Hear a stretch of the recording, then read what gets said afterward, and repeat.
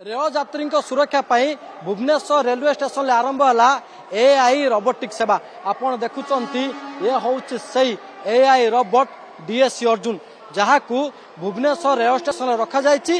ये जो आसुथिबा यात्री गतिविधि उपरे नजर रखिबो। ता सहित 7टी 360 कैमेरा लागिछि। पूरा जदि कहबा रेलवे स्टेशन मोमेंट ऊपर नजर रखिबो, प्रतिटी मुहूर्त को कैप्चर करिवो। आपण देखुचंदी स्क्रीन दुई जण आमे अछु, मोर सहयोगी संतोष तरे एवं मु सबु को कैप्चर करूची एवं आम दुई जनकर मोमेंट कोन रहिछि प्रति मुहूर्त कैप्चर करूची। केवल आम दुई जण को नुहे, जदि कहबा स्टेशन परिसर रे जो यात्री माने रहिचंती, कोन रूट रे आसुचंती, कोउठी की जाउचंती, से सबुर मध्य तथ्य रखुची। ये जदि के संदिग्ध आसंती किबा काहा उपरे एआई रोबोट संदेह हुए, संगे संगे फोटो कैप्चर करिवो एवं परवर्ती समय जदि कहबो कंट्रोल रूम को पठेइबो। अन्यपटे जदि कहबा रेल यात्रा समय अनेक यात्री माने बेआईन भाव में रेल धारणा पार करती, से समय मध्य कंट्रोल रूम को सूचना दब। जदि अग्निकांड होउची, निया लागुची स्टेशन ले त्वरित पर्यायर कंट्रोल रूम को सूचना दब।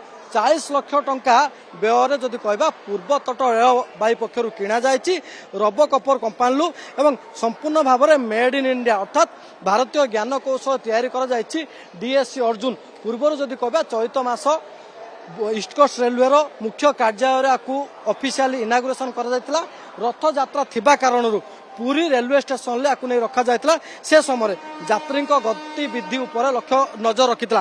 परवर्ती समय भुवनेश्वर रेलवे स्टेशन को अणा जायछि एवं विधिवत भाव में जदि कहबा ताहाले वर्तमान स्टेशन को जगिछि एआई रोबोट डीएससी अर्जुन। प्रथम थर पय जदि कहबा भारत में जुलाई 2020 रे पुणे रेलवे स्टेशन ले कैप्टेन अर्जुन को व्यवहार करा जायतिला कोविड समय लोकों ऊपर नजर रखिया पाई।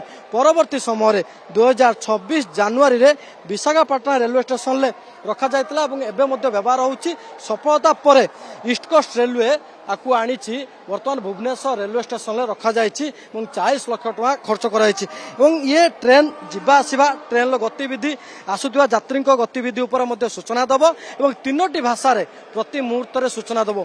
ओडिया, इंग्राजी एवं हिंदी भाषा रे जय जगन्नाथ रु आरंभ करबा परे ये प्रति मुहूर्त रे कौन ट्रेन स्टेशन भीतर को आसीबो, कौन ट्रेन स्टेशन भीतर को छाड़िबो, सबुर तथ्य दब। जेहेतु वर्तमान भुवनेश्वर रेलवे स्टेशन ले आरंभ होई सारिछि एआई रोबोटिक डीएससी अर्जुन लो सेवा आरंभ होई सारिछि।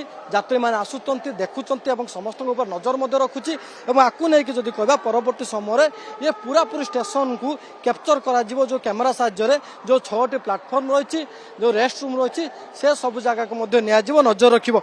3 मीटर रु 35 मीटर पर्यंत कैप्चर करिवार क्षमता रही डीएससी अर्जुन लो। आपण देखुचंती जो सब यात्री रेलवे स्टेशन ले बसिचंती, अपेक्षा करिचंती, चालुचंती, समस्त वर्तमान नजर रखिछि डीएससी अर्जुन।